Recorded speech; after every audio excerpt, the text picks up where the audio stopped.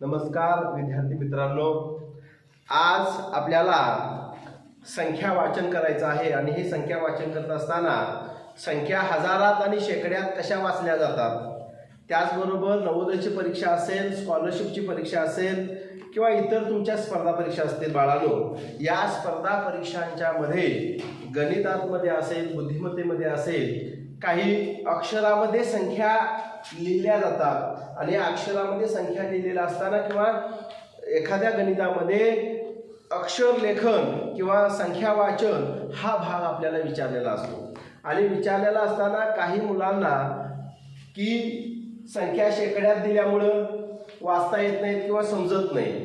उदाहरण आपण घ्यायचं झालं तर 3500 हा शब्द जर एखाद्या गणितामध्ये आला तर ते मुलांना 3500 म्हणजे 3500 ही संख्या असते ही समजत नाही. म्हणून आपल्याला आजच्या व्हिडिओमध्ये किंवा आजच्या भागामध्ये आपल्याला संख्या शेकड्यात किंवा हजारात कशा वाचल्या जातात हा भाग आपल्याला बघायचा आहे.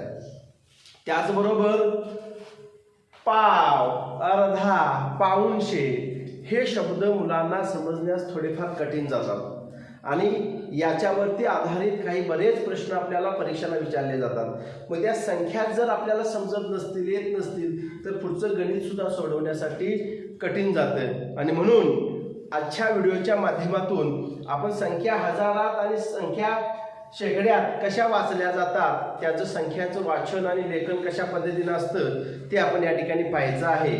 यासाठी आपल्या मुलं जे आहेत ती संख्या वाचन कशी करतात आणि याचं संख्या वाचनचं प्रॅक्टिस सराव झाल्याशिवाय आपल्याला संख्या लेखन किंवा वाचन करता येणार नाही. म्हणून सर्वांनी या ठिकाणी आवर्जून लक्ष द्या.